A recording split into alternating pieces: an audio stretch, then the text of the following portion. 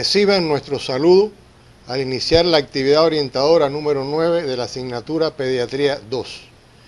Antes de iniciar el estudio de estos contenidos correspondientes a este tema, deben revisar los que se impartieron en las semanas precedentes, donde se les ofrecieron los elementos fundamentales referidos a la deshidratación y el desequilibrio hidromineral y ácido básico en el niño. En esta actividad estudiaremos las enfermedades renales, las cuales presentan una elevada morbilidad en el niño, siendo la infección urinaria una de las más frecuentes en la práctica pediátrica, después de las respiratorias y gastrointestinales.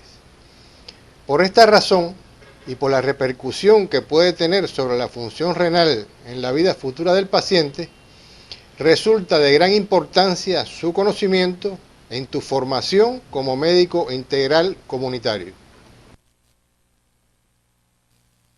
Al concluir la actividad orientadora, serán capaces de describir las características clínicas de la infección del tracto urinario, el síndrome nefrótico por daño mínimo y la glomerulonefritis difusa aguda postinfecciosa, su etopatogenia y epidemiología, e interpretar el resultado de las evidencias analíticas más importantes que se utilizan para su diagnóstico, así como describir las principales acciones en su manejo integral.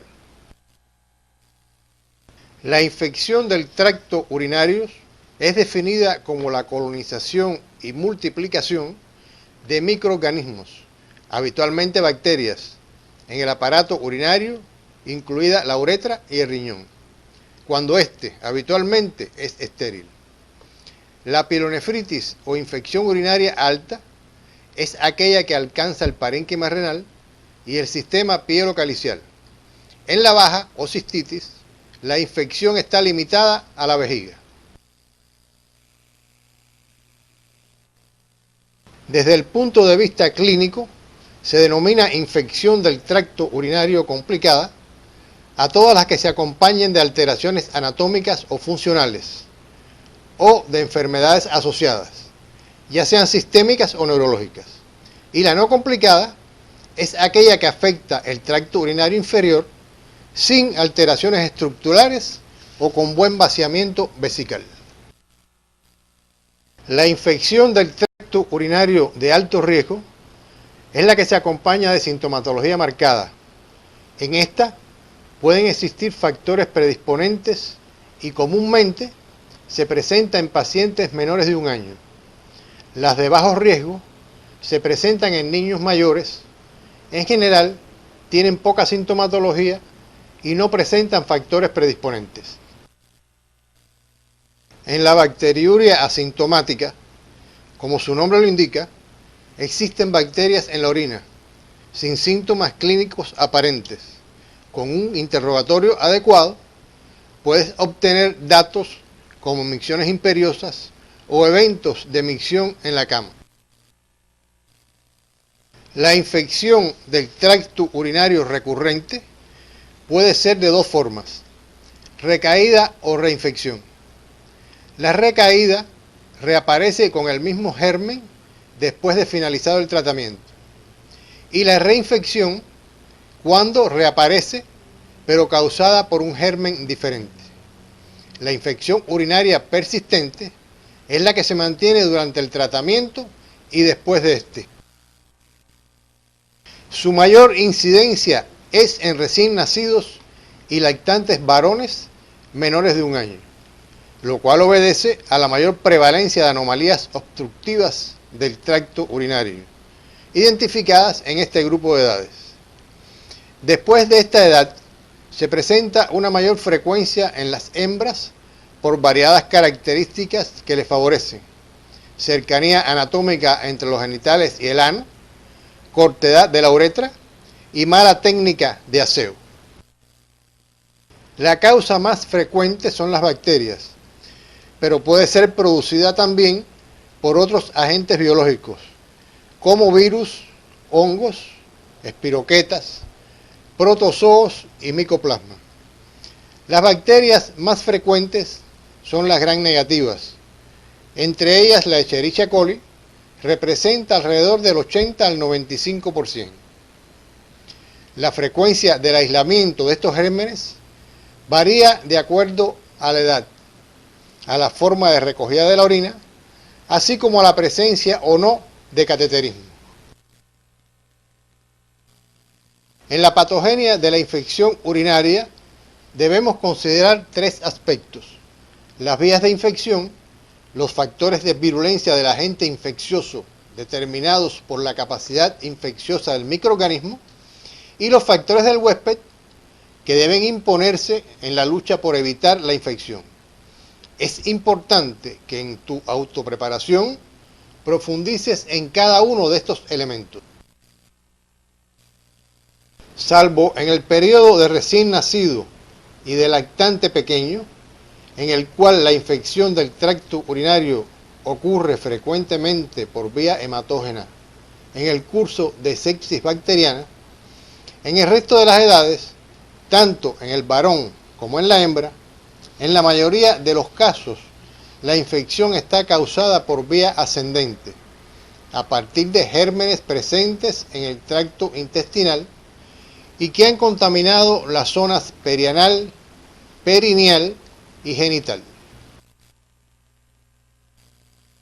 Las manifestaciones clínicas pueden variar de acuerdo con la edad y el sexo, la presencia o ausencia de alteraciones anatómicas, la localización y tiempo transcurrido entre una infección y otra. En la etapa neonatal, lo característico son las manifestaciones de sepsis generalizadas.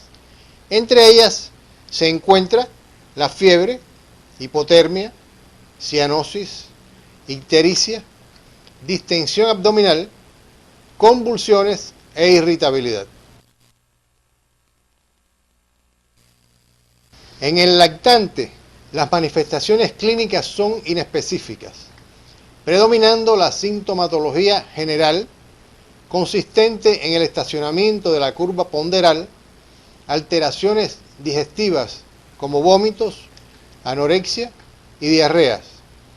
También pueden presentarse letargia e irritabilidad, fiebre, ictericia, aspecto séptico y hepatoesplenomegalia.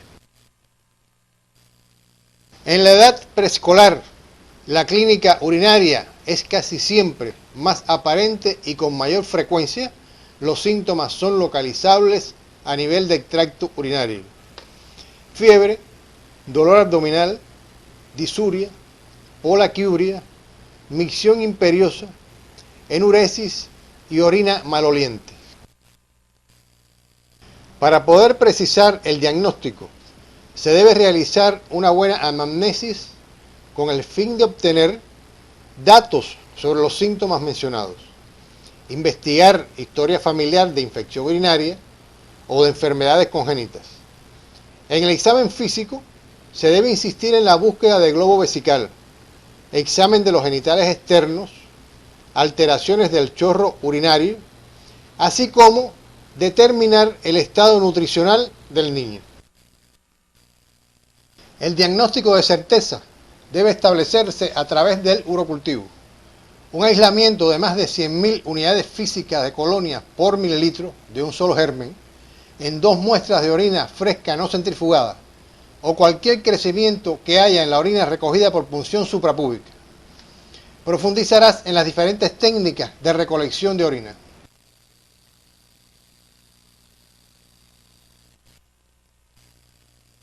Existen otros exámenes de laboratorio que puedes indicar. La alteración de cualquiera de ellos indica sospecha de infección del tracto urinario. Entre ellos se encuentran el sedimento de orina, tinción de Gram, tiras reactivas, test de nitritos y estearasa leucocitaria. En sangre, hemograma y leucograma, eritrosedimentación, proteína C reactiva, urea y creatinina.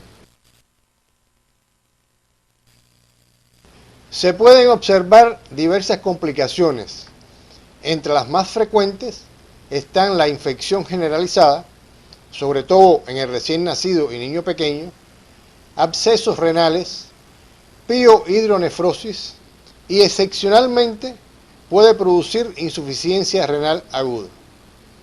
En cuanto al pronóstico, depende de la edad, del tipo de infección, su localización y si está acompañada o no de malformaciones renales. En cuanto al tratamiento, los 3 objetivos que deben lograrse son erradicar los organismos invasivos, aliviar la sintomatología y prevenir o minimizar el daño renal. Ante la sospecha de infección urinaria, no se puede esperar el resultado del urocultivo, porque probablemente instauremos el tratamiento antibiótico tarde para impedir la formación de una cicatriz renal e incluso para conseguir reducir su tamaño. En los pacientes considerados de alto riesgo, realizarás remisión para ingreso hospitalario. En ellos, la duración del tratamiento antibiótico debe ser de 10 a 14 días por vía parenteral. Una vez que exista mejoría clínica, se puede continuar con los preparados por vía oral. Si el paciente es portador de una infección del tracto urinario de bajo riesgo, realizarás tratamiento por vía oral con una duración entre 7 y 10 días. La quimioprofilaxis se utiliza en aquellos pacientes que presentan anomalías anatómicas y estructurales del aparato genitourinario. Emplearás fármacos cuya excreción fundamental sea por vía renal con el objetivo de mantener concentraciones urinarias altas del mismo. Se administrará la 1/4 parte de la dosis terapéutica en horas de la noche, por ser este el horario en que se evacua con menor frecuencia la vejiga. En caso de que sea un paciente sin control esfinteriano, administrarán 2 subdosis. Estudiarás las opciones terapéuticas que se pueden emplear durante la infección y en la quimioprofilaxis a través de la bibliografía del tema.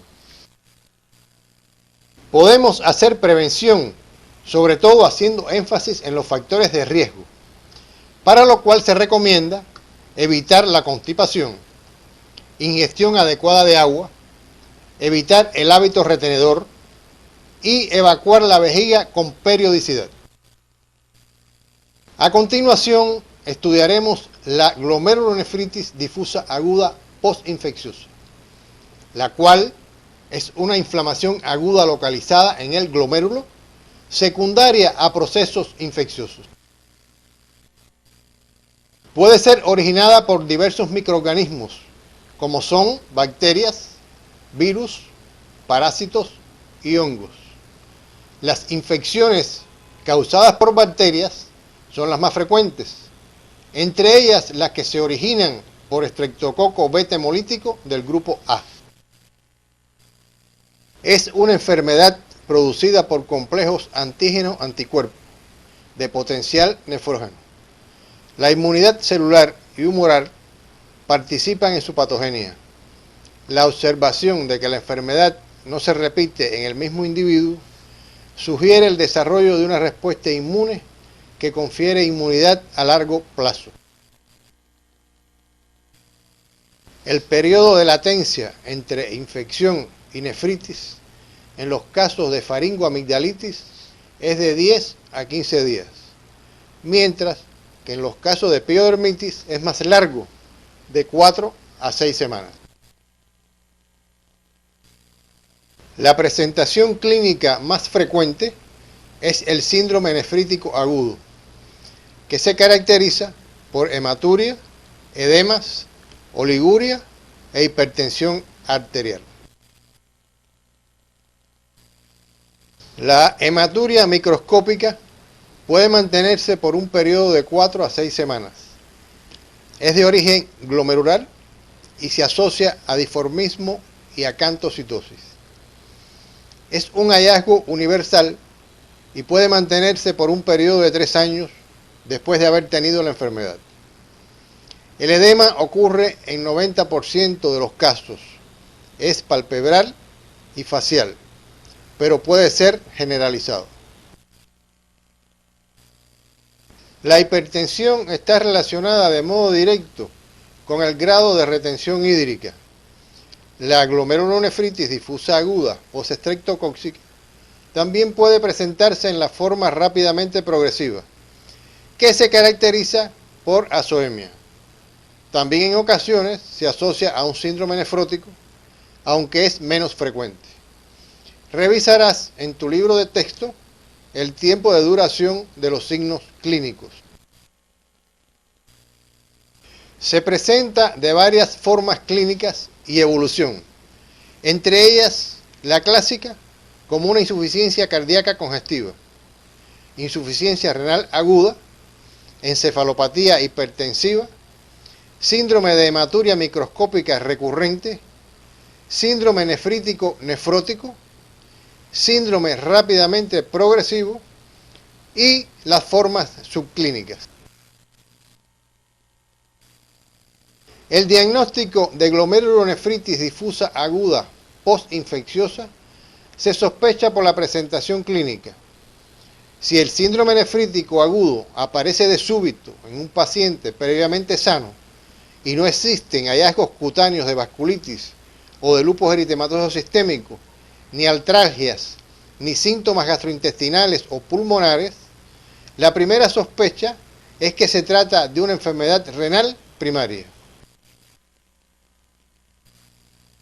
Entre los exámenes de laboratorio tiene particular importancia el complemento hemolítico, el cual permanece disminuido por un periodo de 4 a 6 semanas.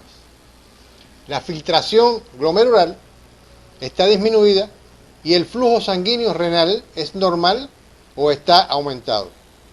El sodio urinario es muy bajo, casi siempre menor que 20 miliequivalentes por litro, y la excreción renal de sodio es inferior al 1%.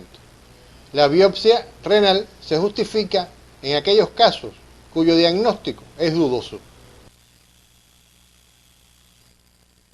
El pronóstico en los niños es bueno, con recuperación de la función renal en más del 90%, aunque alrededor del 1% de los enfermos puede evolucionar a enfermedad renal crónica. El 0,5% puede fallecer en la fase aguda de la enfermedad por fallos terapéuticos. En las glomerulonefritis agudas post-estreptocóxicas que ocurren en epidemias, el pronóstico a largo plazo es mejor que en aquellas que ocurren en forma esporádica. Todas las medidas deben estar dirigidas a evitar y controlar las complicaciones. El reposo en cama solo es necesario en la fase aguda de la enfermedad. La dieta debe adaptarse al grado del edema, hipertensión arterial e insuficiencia renal existente. De forma general, será hiposódica, hipoproteica y normocalórica. La restricción de líquidos estará en relación con el volumen de diuresis que tenga el paciente. Los diuréticos de asa son muy útiles en las fases iniciales. La furosemida en dosis de 1 a 5 miligramos por kilo por dosis cada 6 u 8 horas, que se podrá variar según la clínica del paciente y la respuesta diurética hasta 10 miligramos por kilo por dosis. Los hipotensores solo se utilizarán cuando la hipertensión no se controle con el uso de diuréticos. Los más utilizados son nifedipino, hidralazina o el nitroprusiato de sodio por vía parenteral. Te sugerimos que confecciones un resumen sobre estas opciones terapéuticas, donde profundices en su vía de administración, presentación y dosificación en el niño, lo que puedes hacer consultando la bibliografía básica, la complementaria y los materiales complementarios que se encuentran en el CD de la asignatura. Revisaremos a continuación algunos aspectos sobre el síndrome nefrótico, el cual es la consecuencia característica clínica del aumento de la permeabilidad de la pared capilar glomerular, que se manifiesta en proteinuria masiva e hipoproteinemia, edemas, hiperlipemia y oligoanuria. Es la enfermedad renal crónica más común en la niñez. El más frecuente es el que sigue el patrón histológico de cambios mínimos o lesiones mínimas, que ocupa entre el 72 y 85% del total. Su etiología puede ser primaria o idiopática y secundaria a diferentes procesos, tales como enfermedades sistémicas, enfermedades hereditarias, glomerulopatías, intoxicaciones y de causa neoplásica. El edema es el síntoma más importante en estos pacientes. Se caracteriza por ser blando, de fácil godet y por predominar en las partes más laxas como son párpados, cara, escroto, pene y dorso de las manos y pies. Al inicio los edemas son insidiosos y más tarde pueden llegar a ser una anasarca. Otra característica es la aparición de edemas en las cavidades abdominal y pleural, que provoca dificultad respiratoria. Puede haber palidez cutánea producida por la retención de agua en la piel y por anemia. También existe oliguria, que desaparece en 2 o 3 semanas. La hipertensión arterial es poco frecuente, así como la hematuria, que desaparece en pocos días. Puede existir velamiento de los senos paranasales, que se evidencia por el edema de la mucosa. Pueden presentarse hematuria e hipertensión, que es fugaz o de pocos días.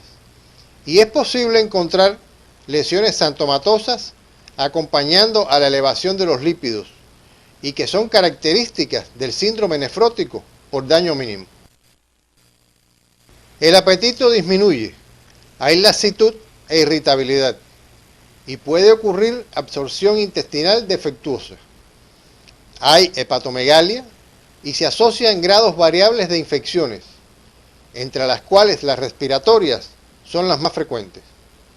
Los pacientes pueden presentar fiebre o no, a pesar de una infección severa, y en caso de ocurrir, estas preceden en días o semanas a las recidivas del síndrome nefrótico.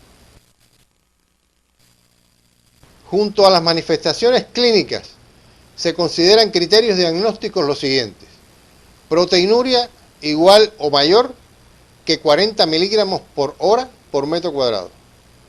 Proteínas totales igual o menor que 5 gramos por decilitro.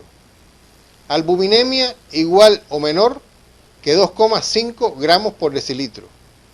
Presencia de edemas, además de hipercolesterolemia e hiperlipemia.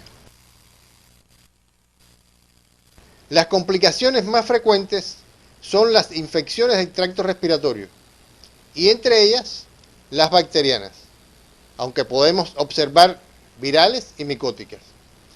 Se observan además peritonitis primarias y pancreatitis. Los cuadros tromboembólicos, tanto venosos como arteriales, son comunes en estos pacientes. También el shock hipovolémico, las hiponatremias y el hiperaldosteronismo secundario. El pronóstico del síndrome nefrótico por daño mínimo viene dado por la corticosensibilidad inicial. Tras 7 años de remisión, podemos considerar en la práctica la ausencia definitiva de nuevos brotes. El tratamiento se basa en las medidas generales y específicas. Dentro de las primeras se encuentra el reposo, la dieta, los diuréticos, albúmina, antibiótico e inmunizaciones y psicoterapia tanto a los pacientes como a sus familiares. Las medidas específicas se aplican en dependencia si el síndrome nefrótico es córtico sensible, córtico dependiente o córtico resistente. Para finalizar la actividad orientadora de hoy, arribamos a las siguientes conclusiones. La infección del tracto urinario es una de las enfermedades más frecuentes en la práctica pediátrica, después de las respiratorias y gastrointestinales. La infección puede pasar inadvertida, ya que los síntomas muchas veces son inespecíficos o no existen. El tratamiento precoz y adecuado de las infecciones urinarias en la infancia es altamente eficaz para prevenir o minimizar el daño renal, así como la aparición de signos de gravedad y las complicaciones. La glomerulonefritis es una causa importante de deterioro de la función renal. En su patogenia se involucra inflamación intraglomerular y proliferación celular con el deterioro renal secundario. Su diagnóstico precoz es vital porque los pacientes pueden perder la función renal rápidamente. El síndrome nefrótico constituye una entidad secundaria a diferentes patologías reconocidas clínicamente.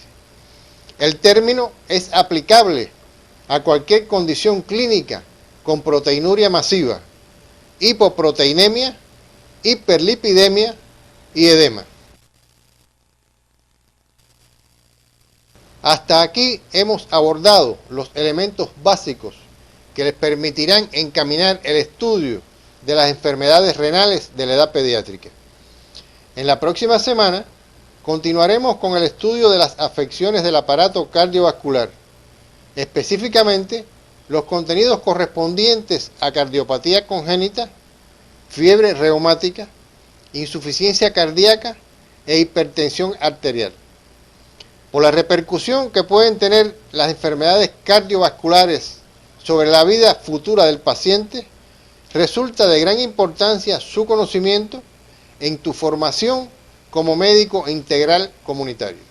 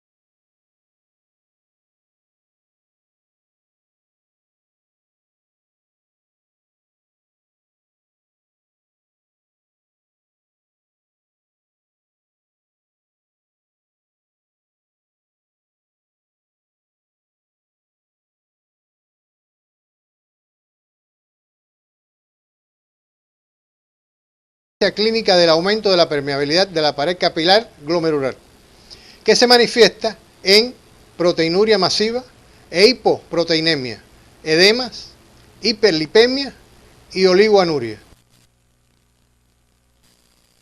Es la enfermedad renal crónica más común en la niñez.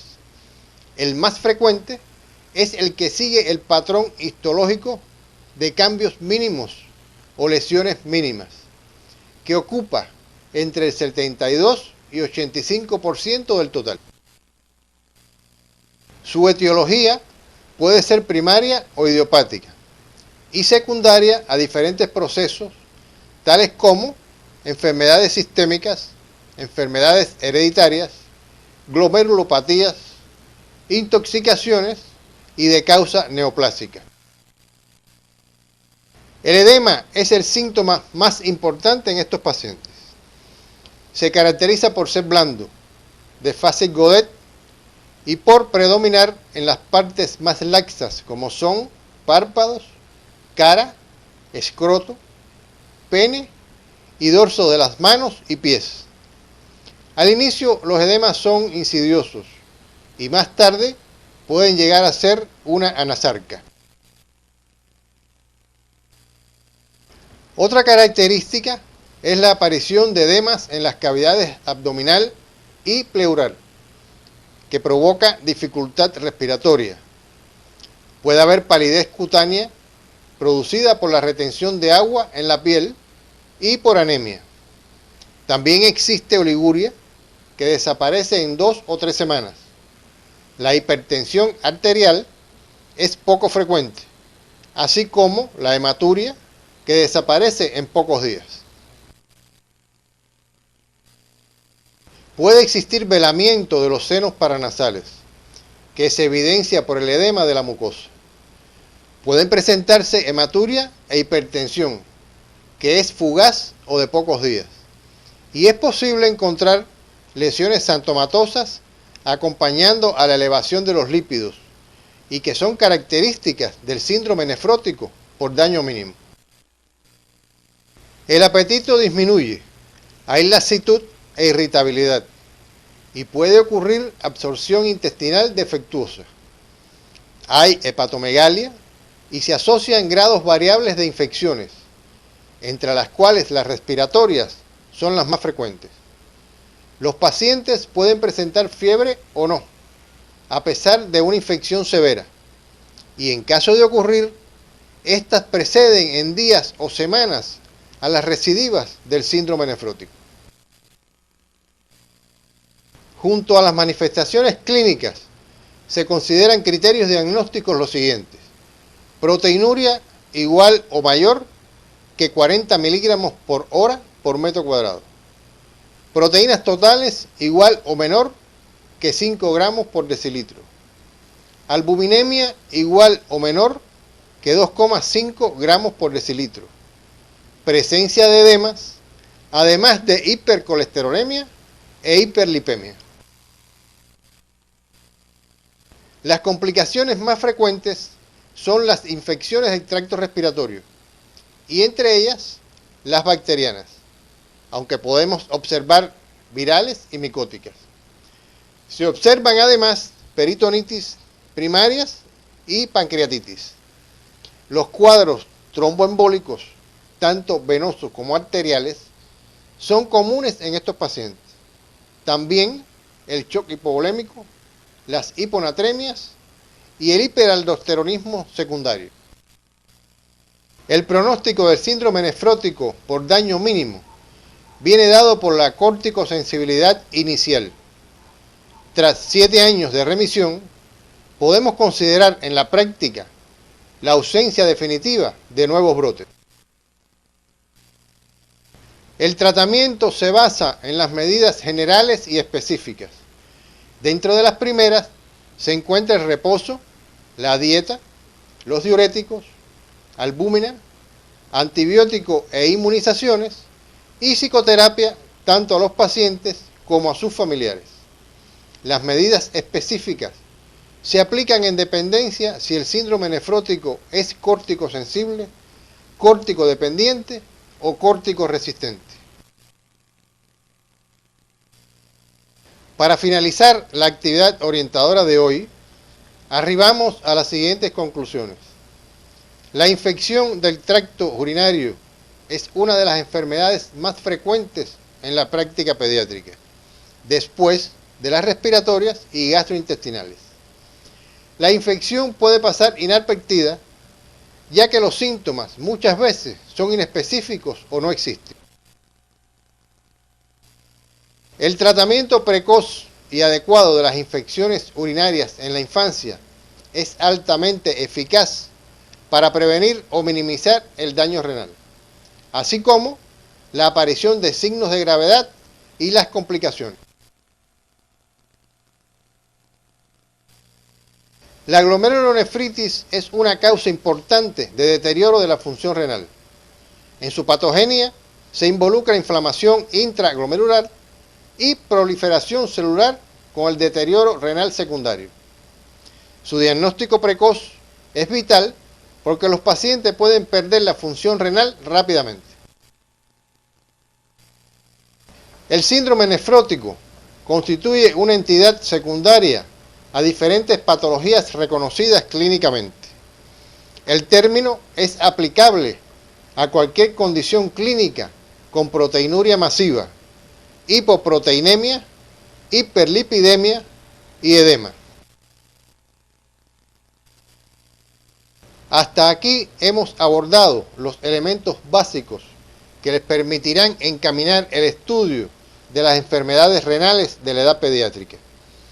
En la próxima semana continuaremos con el estudio de las afecciones del aparato cardiovascular, específicamente los contenidos correspondientes a cardiopatía congénita, fiebre reumática, insuficiencia cardíaca e hipertensión arterial.